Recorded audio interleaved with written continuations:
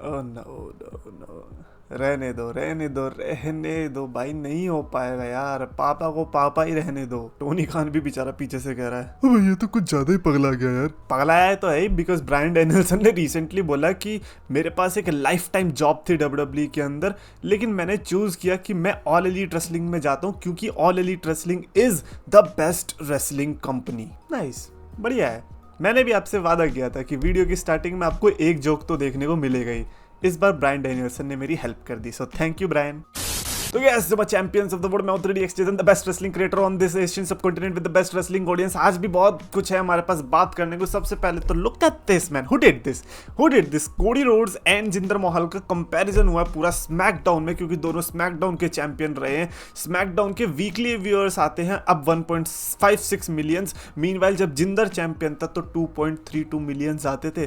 देखा जिंदर महल भाई, ये अमेरिकन नाइटमेयर तुम भगो यहाँ से भाई। अपना इंडियन नाइटमेयर ने जो तुम्हारा काम खराब किया था ना, अब इसमें भी कमेंट में आ जाएंगे भाई इंडियन नहीं भाई कनेडियन। फिर नीचे से कोई बोलेगा यार उसकी मम्मी कनेडियन थी, पापा ये थे वो थे, पैदा ये यहाँ हुआ था इसीलिए इंडियन। कोई कहेगा इंडो कैनेडियन। भाई यार आगे बढ़ जाओ इससे यार, खुश हो जाओ कि कोडी रोड्स को बीट कर दिया।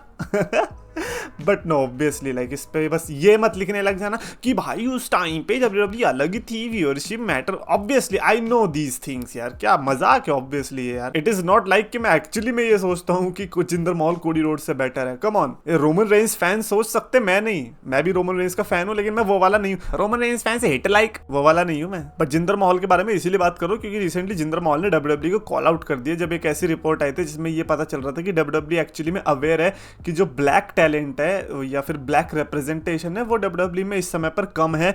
तो उस पर रिस्पॉन्ड देते हुए जिंदर महल ने बोला कि there is only one South Asian currently in WWE, और वो है सनी धिंसा। ये कौन है? ओह अच्छा, ये अपना अकम है भाई। अकम का असली नाम सनी धिंसा है भाई। ये भाई अब ऐसे लिखोगे तो क्या ही पता है हमें। तो उन्होंने बोला कि विद ओवर 2 बिलियन पॉपुलेशन, हमारा 1/4 people in the world are South Asian, not a single talent in NXT performance centre, this is an issue. तो उन्होंने ये बताया कि भाई कालों का तो ठीक है लेकिन साउथ एशियन से भी कोई नहीं है। और फिर उन्होंने ये भी बताया कि मेरा टाइम तो हो गया, ये लो 3 टैलेंट मुस्ताफा अली, रोहन राजा, बॉलीवुड बॉयज, जिन्हें आप साइन कर सकते हो डब्ल्यूडब्ल्यूई के अंदर। जिंदर महल का रेंट पे जाना बहुत लाइक लॉजिकल भी है, बिकॉज कंसिडरिंग कि ये लोग डाइवर्सिटी को बहुत प्रमोट करते हैं। सी मैं वो बंदा हूँ जो मेरे को लगता है कि तुम्हारी कंपनी है ना, तुम्हें जो करना है करो। It is not like a real sport, है ना। ये उनकी अमेरिकन कंपनी कुछ भी कर सकते हैं, बट अगर आप इस चीज पे बढ़ावा ही दे रहे हो कि भाई हमें डाइवर्सिटी करनी है, हमें औरतों को भी सेम उस पर रखना है, हमें दूसरी कम्युनिटीज को भी लाना है, ब्लैक्स लाने हैं, मैक्सिकन लाने, तो फिर एशियन लाने में क्या जा रहा है? मुझे ये समझ में नहीं आया। इंडियन को आपने भगाया क्यों? इतना बस मेरे को बता दो। You are so many superstars, जो कि लेजिट बता रहा हूँ, जो जिंदर महल है इनसे भी लेस टैलेंटेड है, बट वो डब्ल्यूडब्ल्यूई के अंदर अभी टिके हुए हैं। सो ये मेरे को थोड़ा सा हिट करता है, बट एनीवेज हिट करेगा आई थिंक सीएम पंक का पुराना वाला theme song.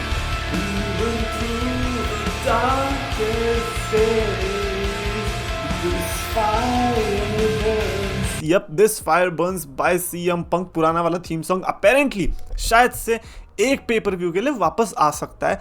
CM Punk is known for this. हमने ऑल एलीट रेसलिंग में भी देखा था, जब उन्होंने किसी एक मैच के दौरान, आई थिंक MJF के साथ मैच था इफ आई रिमेंबर करेक्टली, उसमें उन्होंने रिंग ऑफ ऑनर वाला थीम सॉन्ग वापस लाए थे और उस पर एंट्रेंस करी थी।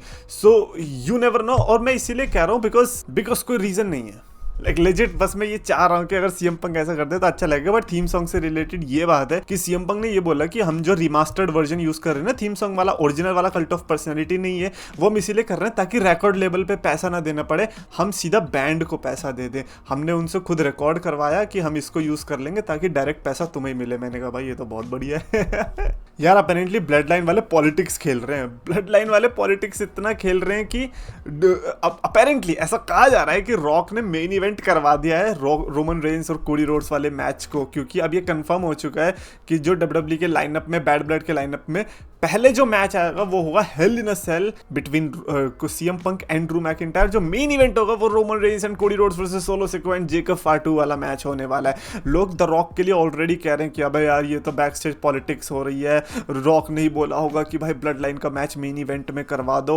अगर इसने सीएम पंक के रेसलमेनिया मेन इवेंट के बीच में आया रॉक तो फिर देखना हम इसमें बजा देंगे, जो कि बहुत लॉजिकल भी है क्योंकि आप हर बार ऐसे नहीं कर सकते। बैड ब्लड के जितने भी पेपर व्यूज हुए सब में हेल इन अ सेल ने मेन इवेंट किया है। ये आई थिंक पहली बार होने वाला है जब ये मेन इवेंट पे नहीं जाने वाला। So that is definitely a bad decision. But as I said कि रोमन रेंस वाला मैच भी इस कैलिबर का लग रहा है कि यार उसको भी मेन इवेंट में डाल सकते हैं ये obviously. But the point is कि अगर आप हेल इन अ सेल को नंबर 1 पे डाल रहे हो देन यू आर सेइंग कि हम मेन इवेंट में कुछ ऐसा करने वाले हैं जिससे आपको लगेगा कि यार अच्छा हुआ कि इसको मेन इवेंट में रखा। और अगर वो नहीं हुआ तब हम लोग डिसअपॉइंटेड होने वाले हैं। तो अभी के लिए तो मेरे पास तो ऐसा कुछ है नहीं। बट एक ने ये भी लिखा था कि यार ब्लड लाइन की पॉलिटिक्स तो इतनी तगड़ी चल रही है कि यार सोलो सिकोआ इस साल I think 3 paper view main event कर गया और हमने नोटिस भी नहीं किया।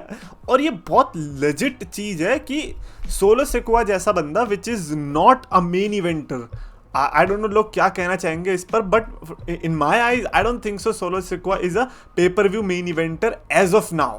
वो शोज मेन इवेंट कर सकता है रॉ और स्मैकडाउन के, but I don't think so premium live event के उसने अभी तक वो अर्न किया है स्पॉट। बट क्योंकि वो ब्लड लाइन से इन्वॉल्व था आई थिंक इसीलिए उसको वो मेन इवेंट के मैचेस मिले। But I don't think so genuinely he didn't deserve it man, he didn't deserve it. Gunther के फिर भी बनते हैं, फिर भी क्या गंथर के तो बनते ही बनते हैं, बट सोलो सिकोआ अभी तो रेडी ही नहीं हुआ है भाई, अभी तो बच्चा है यार वो। बट एनीवेज कल मैंने बताया था किस तरीके से सीएम पंक ने लिव मॉर्गन के बारे में बताया कि यार इसका इतना बैड टेस्ट कैसे है आदमियों में। तो उस पर लिव मॉर्गन ने फाइनली रिप्लाई किया। लिव मॉर्गन ने बोला I could say the same thing about your wife sir.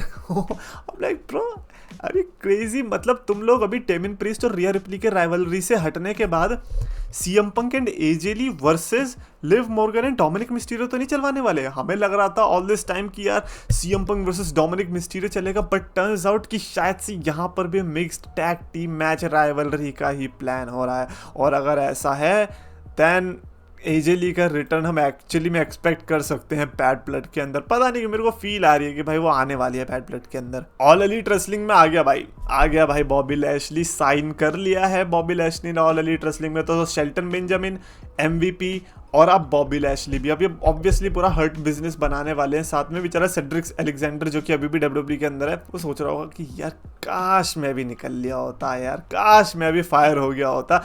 But मैं आपको बता रहा हूँ कि जितना भी ये लोग बोलते हैं ना कि यार हर्ट बिजनेस को सही से यूज नहीं किया, बॉबी लैशली को सही से यूज नहीं किया, अब बहुत अच्छा अपॉर्चुनिटी है।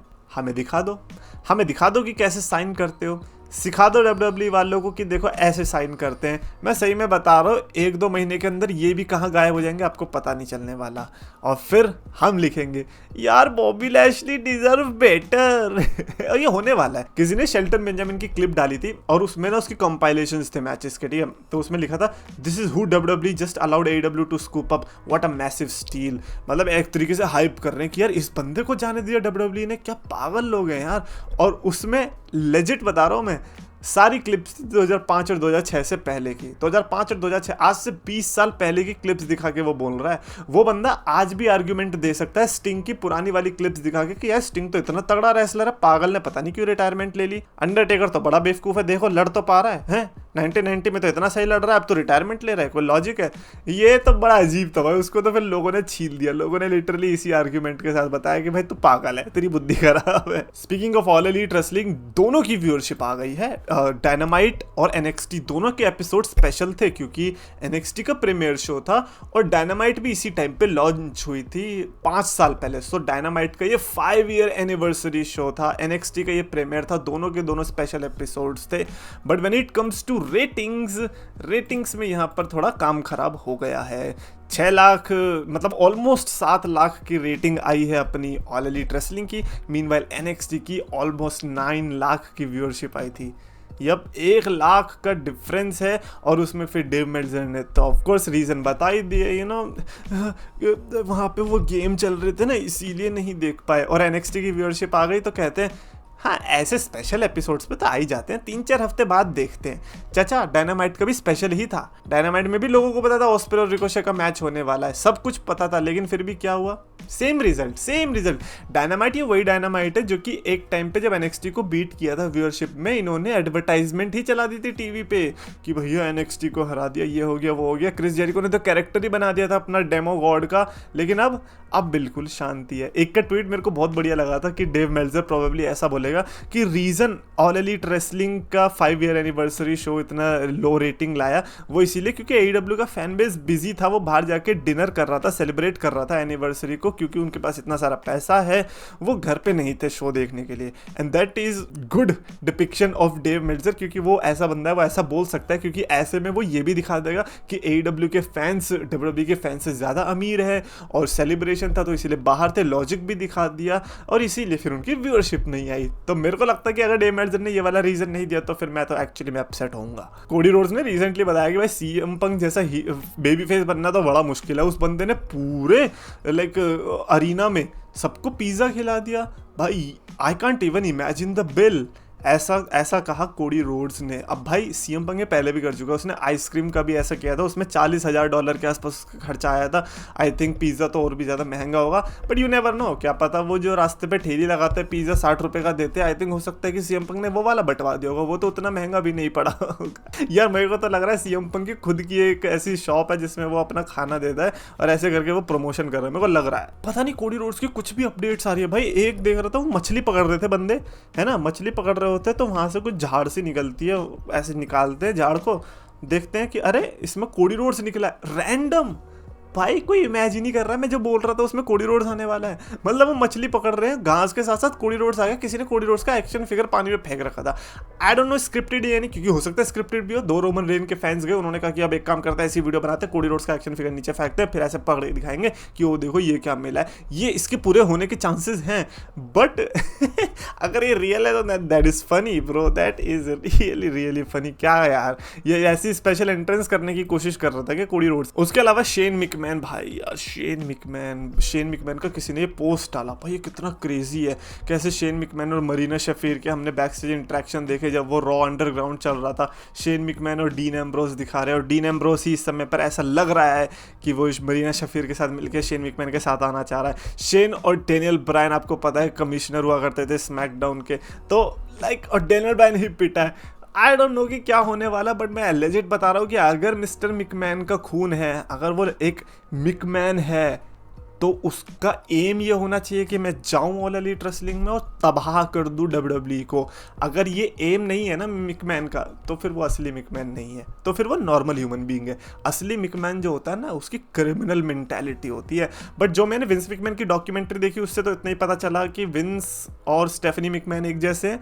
Shane McMahon is a decent guy, मतलब वो हम लोगों जैसा है, नॉर्मल बंदा है, वो ऐसा ये सब फालतू चीज़ें नहीं करता।